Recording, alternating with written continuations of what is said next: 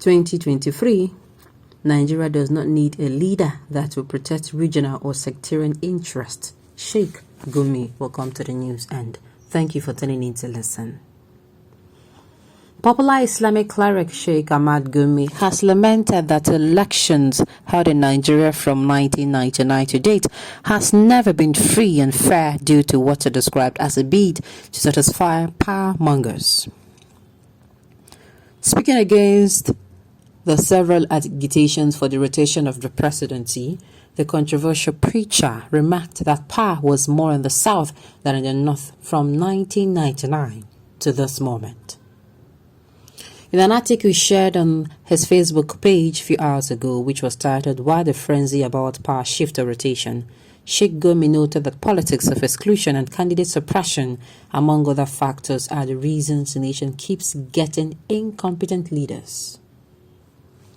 Sheikh Gumi added that any party that continued the rotational policy would die naturally and go into extinction. The leadership sought is for Nigerians, not the one that will protect a regional or sectarian interest.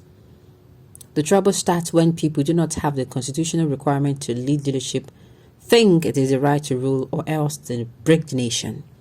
Giving power to any such group is not only undesirable but the cause of unhealthy friction as well as a dirty struggle between regions and religions.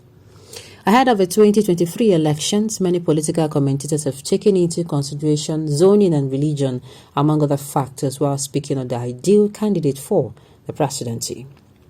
Sheikh Gumi has also remarked that any candidate whose tribe, region, or religion cannot get approval from the 2/3 of Nigerians is not going anywhere. Dr. Ahmad Abubakar Mahmood Gumi's post read thus: Why the frenzy about power shift or rotation?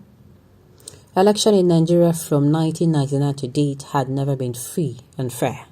Why? To satisfy power mongers and sharing power between themselves for their selfish and nepotistic reasons.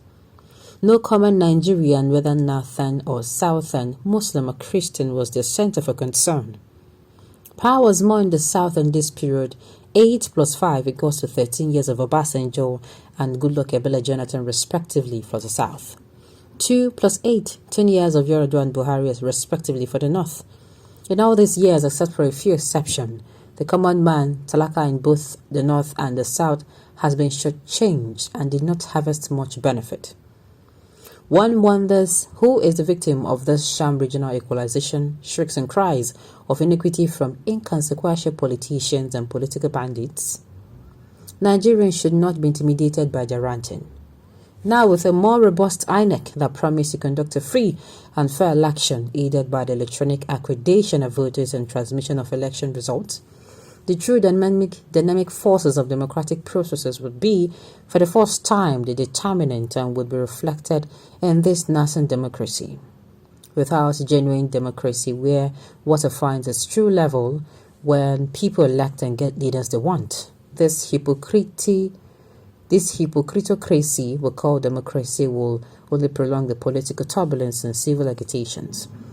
But when the true principles of fair play and an equal level playing field for all Nigerians are presented, then the fittest will definitely emerge. Without the struggle for existence, the best never comes up, in reference to this undemocratic, unconstitutional rotation of the presidency. The late National Security Advisor, Owoye Azazi, on the 27th April 2012, asserted at the South-South Economic Summit in Asaba. Delta State, in his words, PDP got it wrong from the beginning by saying Mr. A can go and Mr. B cannot go, and this decision were made without looking at the Constitution. Policies of exclusion, candidate suppression, preferential selection, and voter manipulations are the reason we continue getting the mediocre, incompetent leaders that have characterized our 23 years political sojourn.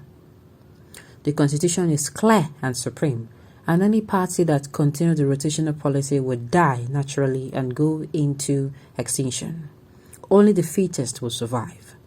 Only a leader who established that natural interests override selfish, sectional, or sectarian, or tribal interests can get the necessary votes to win the elections. We will then have a country where a man's capability, productivity, merit, and efficiency would decide his socio-economic development rather than parochial, political, and ethnic affiliations. The leadership sought is for Nigerians, not for one that will protect a regional or sectarian interest. Therefore, let us allow Nigerians to choose their leaders. The trouble starts when people that do not have the constitutional requirements to lead people think it is their right to rule, or else the nation will break. Giving power to any such group is not only undesirable, but the cause of unhealthy friction and the dirty struggle between regions and religions. South Africa, with a black majority rule, did not affect negatively the well-being of the more proficient minority white population, but it brought permanent peace as the whites succumbed to their true political status and power. Let Nigeria decide.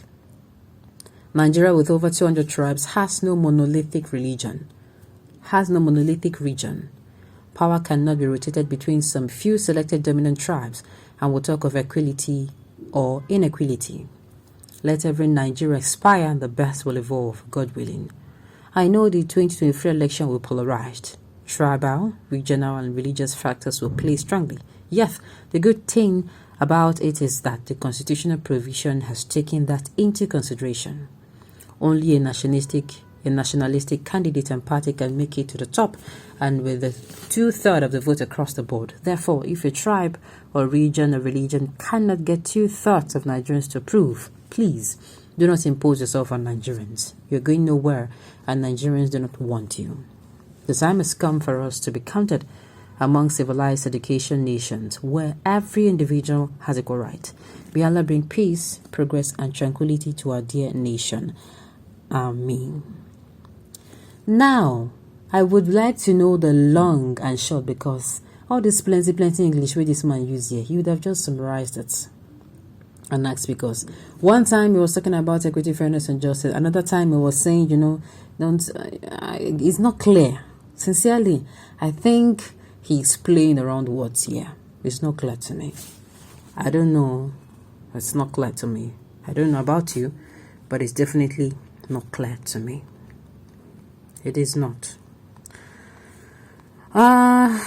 Please ask PNB promoted sectional policies for almost 8 years. What did you do? Majority of the Northerners are clapping for him with both hands. We regretted voting for him because religiously the country is at a tipping point in his hands and on oxygen support also. Well, Mr.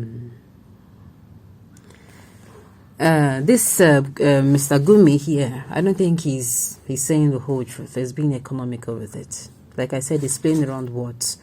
He would have come out and said few things and playing black and white than playing around words and playing around words and playing around words. The truth is equity, fairness, and justice. I've said it before, but if we continue this discussion, we'll leave here. In ruling, we have the 6 geopolitical zone. Why is it power not rotated in such a way that, let's say for instance, we have a northwesterner now, we have somebody from Katsina who is ruling. Let's say when it's at the turn of the north, maybe after the south is ruled, they make sure somebody from elsewhere, maybe from the northeast or north central, they do it like that. Is anybody going to die? No. All right, on this note, we've come to the end of the news. We say thank you for tuning in to listen. Until I come here next